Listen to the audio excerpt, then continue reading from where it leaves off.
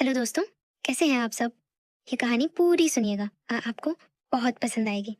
मेरा नाम रीना है। मैं अभी 20 साल की हूँ। मेरी माँ एक बहुत प्यारी महिला थी।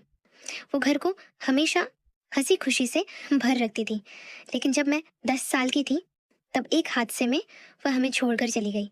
उस दिन के बाद घर में जैसे सन्नाटा छा गया। पापा, जिनका नाम राजेश है, वो एक साधारण सरकारी नौकरी करते हैं। वो बहुत मेहनती है। लेकिन माँ के जाने के बाद वह अकेले पड़ गए। मैं छोटी थी, स्कूल जाती थी, लेकिन घर लौटकर देखती तो पापा उदास बैठे रहते। वो मेरी देखभाल तो करते, लेकिन खुद की जिंदगी जैसे ठहर सी गई थी। कुछ साल ऐसे ही बीते। पापा ने कभी दोबारा शादी के बारे में नहीं सोचा, लेकिन परिवार के लोग कहते रहते थे कि अकेले रहना ठीक नहीं। आखिरकार जब मैं 15 साल की हुई तो पापा ने फैसला किया।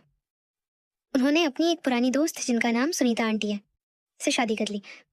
सुनीता आंटी भी विधवा थी। उनके पति की मौत एक बीमारी से हो गई थी। उनके साथ उनका बेटा था, नाम आरव। आरव मुझसे 2 साल बड़ा है, यानी अब 22 साल का। वो कॉलेज में पढ़ता है, इंजीनियरिंग की तैयारी कर रहा है। जब पापा ने शादी की बात बताई तो मैं थोड़ी घबराई। नई माँ, नया भाई, सब कुछ अजीब लग रहा था। लेकिन पापा खुश थे और मैं उनकी खुशी के लिए तैयार थी। शादी के बाद हम सब एक ही घर में रहने लगे। हमारा घर दिल्ली के एक छोटे से मोहल्ले में है, जहाँ पड़ोसी सब एक दूसरे को जानते हैं। सुनीता आंटी, जिन्हें अब मैं माँ कहती हूँ, वो बहुत अच्छी है। वो घर संभालती है, खाना बनाती है और मुझे अपनी बेटी जैसा मानती है। लेकिन आरव, वो थोड़ा अलग था। पहली मुलाकात में वह शर्मीला लगा। लंबा कद, गोरा रंग और आंखों में एक तरह की शरारत। वो मुझे देखकर मुस्कुराया, लेकिन ज्यादा बात नहीं की। मैंने सोचा शायद समय लगेगा। घर में अब 4 लोग थे, पापा, माँ, मैं और आरव। जिंदगी धीरे धीरे पटरी पर आने लगी। पहले कुछ दिन अजीब थे। मैं अपने कमरे में अकेली सोती थी, लेकिन अब आरव का कमरा मेरे कमरे के बगल में था। रात को कभी कभी मैं जाग जाती और सोचती कि वो क्या कर रहा होगा।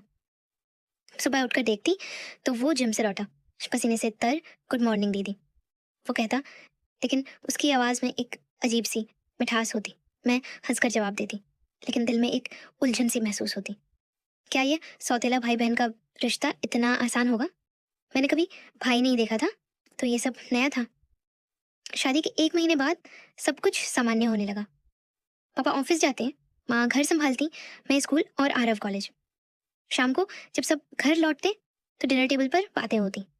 आरव ज्यादा बातें नहीं था, लेकिन कभी कभी वह मेरी तरफ देखकर इन मुस्कुराता।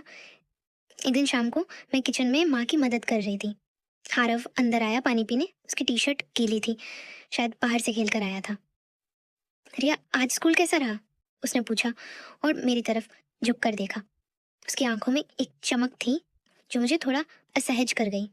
मैंने कहा, ठीक था भाई। तुम्हारा कॉलेज? वो हमसा? भाई, इतनी जल्दी? अभी तो जान पहचान होनी बाकी है। उसकी बात में एक मजाक था, लेकिन मैंने महसूस किया कि वह करीब आने की कोशिश कर रहा है। उस रात मैं सो नहीं पाई।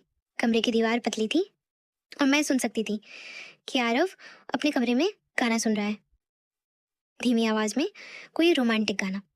मैंने सोचा शायद वो किसी लड़की के बारे में सोच रहा होगा। लेकिन अगले दिन सुबह वो मेरे लिए चाय बना कर लाया। दीदी, ये लो, माँ ने कहा है कि तुम्हें सुबह चाय पीनी चाहिए। मैंने चाय ली और उसकी उंगलियां मेरी उंगलियों से छू गई। एक पल के लिए दिल धड़का, लेकिन मैंने खुद को संभाला। ये तो सामान्य है, मैंने सोचा। भाई बहन में ऐसा होता है। धीरे धीरे हमारी बातें बढ़ने लगी।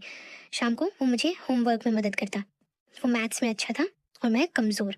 वो मेरे बगल में बैठता, किताब खोलकर समझाता। उसकी सांस मेरे कंधे पर लगती और मैं थोड़ा पीछे हट जाती। क्या हुआ रिया, डर रही हो? वो मजाक करता। मैं हंसती, नहीं बस ऐसे ही। लेकिन अंदर से एक अजीब सी घबराहट होती। वो इतना केयरिंग था, जैसे कोई दोस्त। एक दिन बारिश हो रही थी। मैं स्कूल से भीग कर लौटी। आरव ने मुझे देखा और तुरंत तौलिया ला कर दिया। जल्दी बदल लो, नहीं तो सर्दी लग जाएगी। वो मेरे कमरे के बाहर खड़ा रहा, जैसे इंतजार कर रहा हो। मैंने कपड़े बदले और बाहर आई तो वो मुस्कुराया। अब ठीक लग रही हो। उसकी तारीफ में एक गहराई थी जो मुझे सोचने पर मजबूर कर देती। समय बीतता गया। अब हम घर में ज्यादा समय साथ बिताते। रविवार को हम सब मिलकर फिल्म देखते। आरव हमेशा मेरे बगल में बैठता। पॉपकॉर्न का बाउल हमारे बीच होता और कभी कभी हमारी उंगलियां टकराती। फिल्म में अगर कोई रोमांटिक सीन आता तो वो मेरी तरफ देखता, जैसे कुछ कहना चाहता हो, लेकिन वो चुप रहता। एक दिन हम बाजार गए शॉपिंग करने। माँ और पापा आगे थे, हम पीछे। आरव ने मेरा हाथ पकड़ा। सड़क क्रॉस करनी है, ध्यान से। उसका स्पर्श गर्म था और मैंने हाथ छुड़ाने की कोशिश नहीं की। बाजार में वो मेरे लिए एक ब्रेसलेट खरीदा। ये तुम्हारे लिए दीदी राखी के लिए प्रैक्टिस। वो हंसा, लेकिन उसकी आंखों में एक चमक थी। राखी का नाम सुनकर मैं चौंकी। राखी का त्योहार आने वाला था। मैंने कभी भाई को राखी नहीं बांधी थी। आरव ने कहा, इस बार तुम मुझे बांधोगी, मैं तुम्हारा भाई हूं ना। लेकिन उसकी आवाज में एक सवाल था, जैसे वो खुद को मनाना चाहता हो। उस रात में सोचती रही, क्या वो सच में भाई जैसा फील करता है या कुछ और। अगले दिन सुबह वो जिम से लौटा और मुझे देखकर रुका। रिया, आज शाम को पार्क चले, बातें करेंगे। मैंने हामी भरी। पार्क में हम बेंच पर बैठे हैं। वो मेरी जिंदगी के बारे में पूछता रहा, मेरे सपनों के बारे में। उसकी आंखें मेरी आंखों में झांकती रहीं। हवा में एक ठंडक थी और वो मेरे करीब सरक आया। ठंड लग रही है? उसने पूछा। मैंने ना कह